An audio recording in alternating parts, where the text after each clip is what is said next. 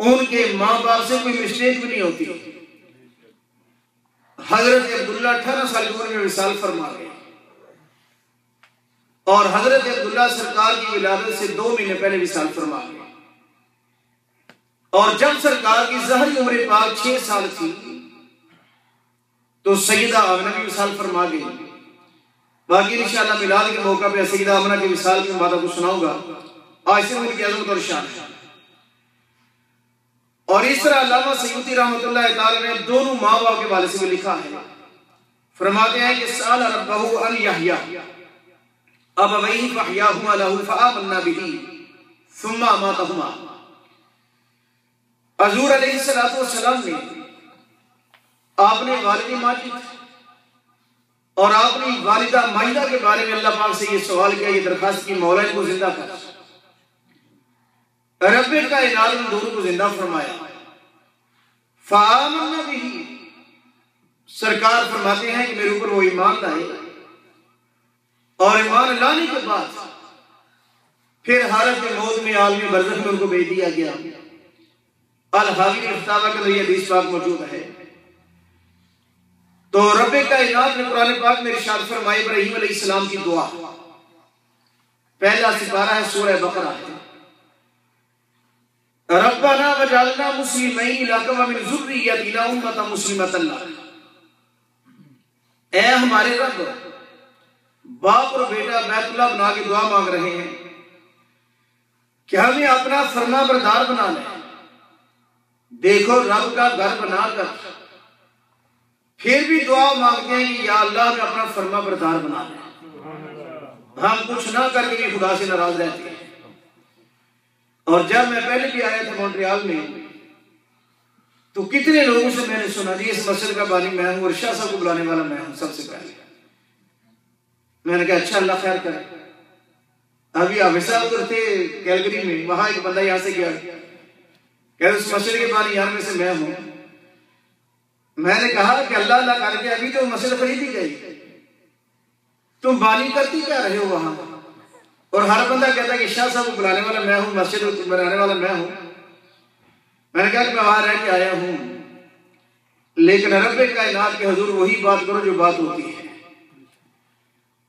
दुनिया के मामले में भी गलत ज्ञानी ठीक नहीं, लेकिन अल्लाह पाक के साथ, अल्लाह के घर के साथ कोई कहे कि मैं करके बच जाऊं, ऐसा कभी हुआ नहीं। अल्लाह डील दे दो उसकी मर्जी है, कानून है। खैर तवज्जो फरमाएं, दुआ मांगते हैं कि मौला हमें अपना फरमा बरदार बना। व मिन ज़ुर्रिय्यतिना उम्मतन मुस्लिमतन लक, और हमारी औलाद में से एक ऐसी उम्मत, ऐसी जमात की तेरी फरमा बरदार वो भी पैदा फरमा दे। उलमा ने लिखा है ये फरमा बरदार, इससे मुराद हुज़ूर अलैहिस्सलातु वस्सलाम के अबौजदाद सरकार के माँ बाप हैं कि हजरत अब्दुल्ला सईदा आमिना जब तक इस आलम दुनिया में रहे आपने मौला की बंदगी करते रहे। इससे मुराद भी सरकार के माँ बाप हैं। हुज़ूर अलैहिस्सलातु वस्सलाम के गुलाम तवज्जो फरमाओ, फैसलाबाद से ठेकेदार का नाम है मोहम्मद अब्दुल लतीफ। जिंदा है तो अल्लाह उनको सेहत दे, अगर फोत हो गया उनकी बख्शिश करे। 1978 का ये वाकया है। रोजनामा मशरक में ये खबर छपी, उसकी बड़ी किताबों में आई। फिर पाकिस्तान में मैंने हुज़ूर अलैहिस्सलातु वस्सलाम के माँ बाप की शान में किताब लिखी, उसके अंदर मैंने ये वाकया दर्ज किया।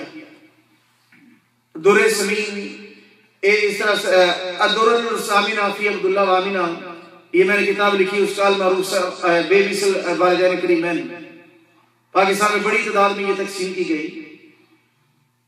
कि अब्दुल लतीफ ठेकेदार लिखते हैं कि मेरी ड्यूटी उन लोगों में थी जो कब्रें खोदते थे, कब्रें मुंतकिल करते थे।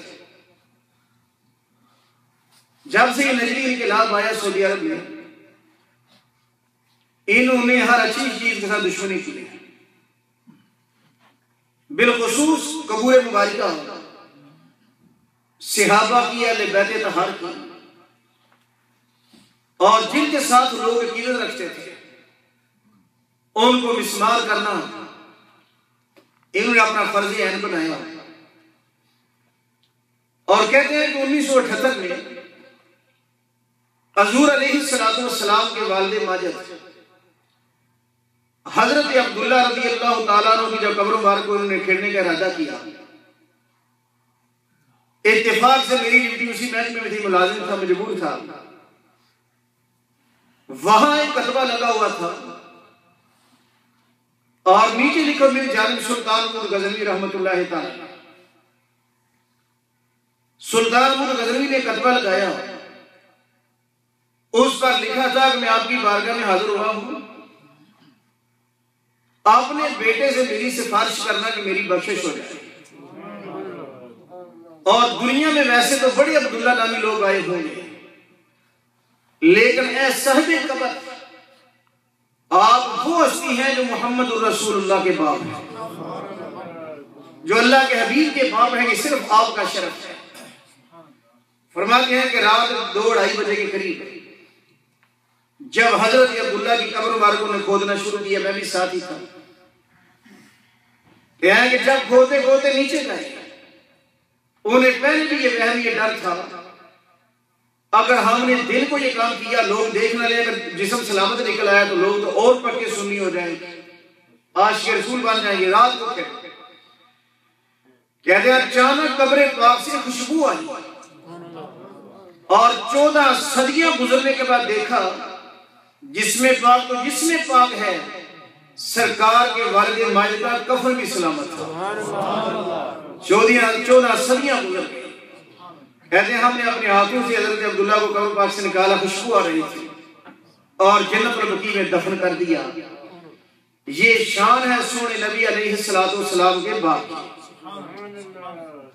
और आप अंदाजा फरमाए कि मां का क्या मुकाम होगा।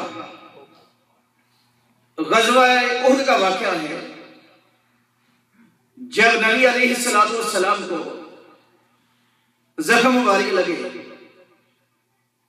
और खून मुबारक था पेशानी पर, आपके सियाबी नाम है हजरत मालिक बिन सनान रज़ी अल्लाह तआला अन्हु, वो आगे बढ़े और उन्होंने सरकार की पेशानी पर अपना मुंह मुबारक रखा और खून मुबारक चूस लिया। हजूर अलैहिस्सलाम ने फरमाया मालिक कुली कर लिया। अर्ज किया सरकार ये मेरी तो खुश नसीबी है, और निकल गए। अब देखे नबी अलैहिस्सलाम ने इरशाद फरमाया कि मन अरादा अन यंजुर इला रजुल मिन अहलिल जन्नह फलयंजुर इला हाज़ा। फरमाया कि लोगों जो किसी जन्नती को देखना चाहता है वो मालिक बिन सनान की ज़ियारत कर ले।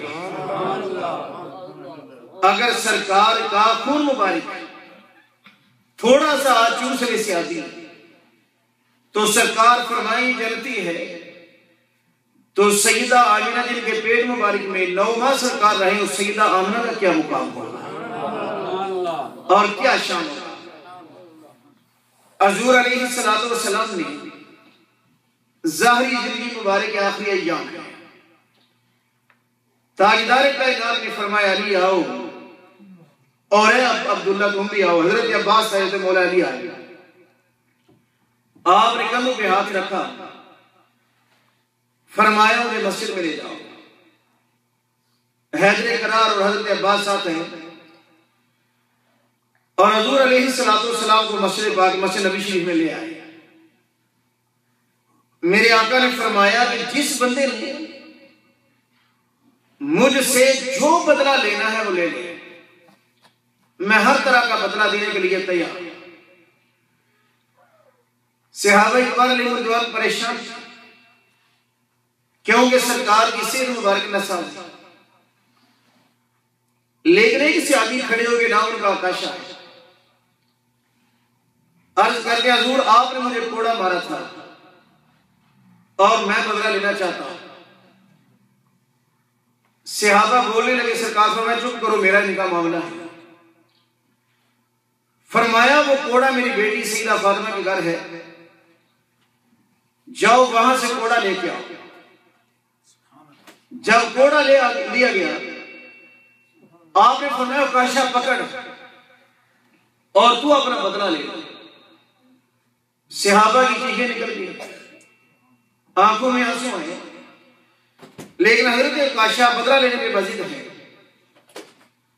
अर्ज करते हैं, या रसूल अल्लाह सल्लल्लाहु अलैहि वसल्लम, जब आपने मुझे कोड़ा मारा था तो मेरी पुष्ट नंगी थी, लिहाजा अपनी पुष्ट नंगी करें ताकि मैं मुकम्मल अपना बदला।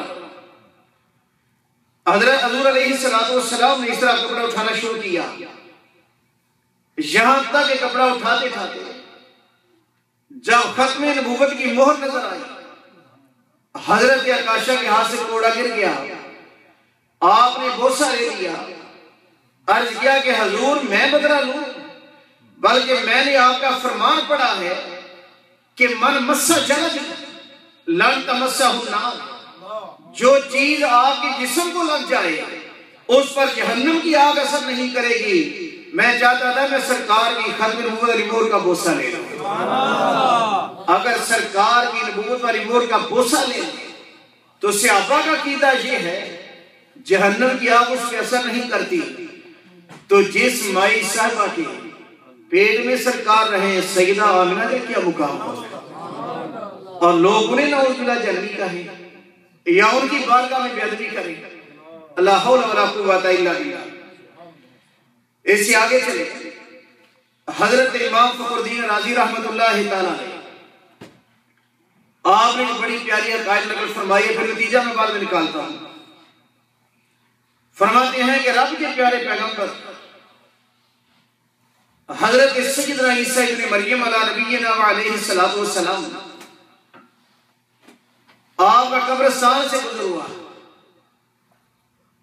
आपने देखा कि कब्र वाले को अजाब हो रहा है। मेरे भाई याद रखना कि पैगंबरों की नस्ल आम इंसानों जैसी नहीं होती। पैगंबर जिस तरह जमीन के ऊपर देखते हैं इसी तरह जमीन के अंदर देखते हैं, और जब जमीन के अंदर तशरीफ ले जाए जिस तरह अंदर देखते हैं इस तरह ऊपर भी देखते हैं। और जिन्होंने इश्क को बुनियाद बनाया, हमारा कीदा है अदब और इश्क की बुनियाद, वो कामयाब हो गए, और जिन्होंने अकल पे परखा वो नाकाम और नामुराद हो गए। और कब्र की दो हालतें होती हैं, या जन्नत का बाग या जहन्नम का गड़ा। हर बंदे ने मरना है, दुनिया से जाना है। सरकार की आमद का सदका अल्लाह आपकी सभी कब्रों को जन्नत के बागात बनाए। ईसा इब्न मरियम ने देखा कि कब्र वाले पर अज़ाब हो रहा है, आप गुजर गए। कुछ वक्त के बाद फिर वहीं से गुजर हुआ और देखा कि वही कब्र वाला आला बगात में टहल रहा है, वही कब्र जन्नत का बाग बनी। अर्ज किया कि मौला तू बेनियाज है, जो चाहे तू करे, लेकिन या अल्लाह ये मामला क्या है? इससे पहले इसकी कब्र कुछ और थी, अब कुछ और है। इमाम राजी रहमतुल्लाह तआला अलैहि ने तफसीर कबीर के अंदर ये बात नकल फरमाई। फरमाते हैं कि रब ताला ने वही फरमाई, फरमाया मेरे प्यारे पैगंबर, ये बंदा जब दुनिया से इंतकाल किया, इसने फोत हुआ, इस यहां इसकी बीवी के यहां बच्चा पैदा होने वाला था। ये बड़ा गुनाहगार, बड़ा स्याहकार था। मरने के बाद इसको सजा मिल रही थी,